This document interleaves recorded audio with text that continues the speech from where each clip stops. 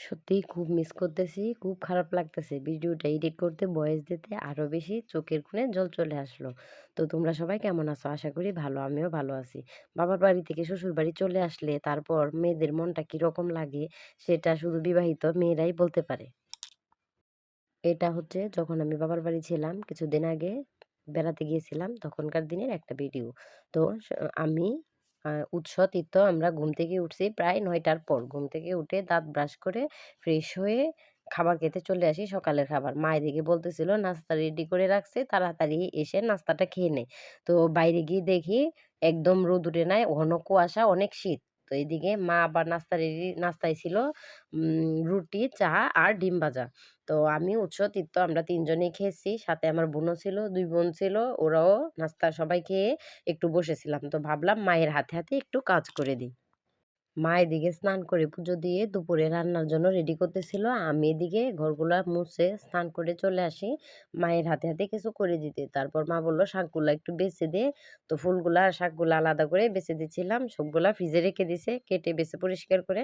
তো এদিকে দুপুরের খাবার খেতে বসছি। মা রান্না করছে মাছ ভাজা, কুমড়ো ভাজা আর ট্যাংরা মাছ দিয়ে ঝিঙে দিয়ে তরকারি। তো আমার বোন খেতে, খেতে মোবাইল দেখতেছিল। তার জন্য ওকে বকা দিচ্ছিলাম। আর তার জন্য উৎস খুব খুশি হয়েছিল।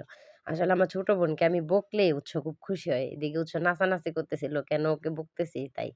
তো এদিকে বকা দিচ্ছি তার জন্য। তো এদিকে খাবার-দাবার খেয়ে একটু শুয়েছিলাম। তারপর উঠে রেডি হয়ে নেই। আমাদের বাসার কাছে একটা মন্দির আছে। মন্দিরে কীর্তনে যাবো। আমরা ৩ বোন, আমাদের এক আন্টি, আমরা সবাই একসাথে রেডি হই। আমার ছোট বোনের গালে এ কয়েকটা উম ছোট, ছোট বিচি উঠছে। তার জন্য ও ক্যামেরার সামনে আসে না। তো কীর্তনে গিয়েছি। এদিকে ঠাকুর নমস্কার করে কীর্তনে গিয়ে বসি। তো কীর্তনটা বেশ ভালোই লাগতেছিল।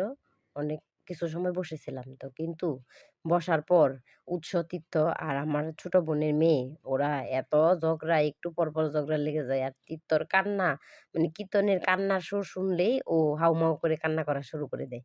আর আর আমার ছোট বোনের মেয়ে ওরা হচ্ছে ওই ধূপশলার যে বেলুনগুলা আছে একটা পলিথিনের মতো থাকে, এগুলা নিয়ে বেলুন কীর্তন শুনবে কি ওরা শুধু বেলুনই ফুলাচ্ছে আর একটু পরপর ৫ মিনিট পরপর ঝগড়া লাগতেছে। টানাটানি এই নিয়ে সেই নিয়ে এরকম করতেছে। তো কিছু সময় একটু বসে কীর্তন দেখে তারপর চলে আসি বাসায়।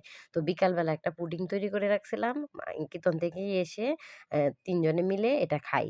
আর এদিকে মা আবার রাতের জন্য কি রান্না করবে সেটা দেখতেছিল। তো মা আবার রাতের জন্য রান্না করে আমাদের সাথে আবার বসে কিছু সময় আড্ডা দিচ্ছিল। টিভি দেখতেছিলাম ৩ জনে মিলে। আর উৎস এদিকে একটু পড়তেছিল আর আমার ছোট বোন পড়তেছিল। মা, আমি আর আমার মেজো বোন আমরা বসে একসাথে একটু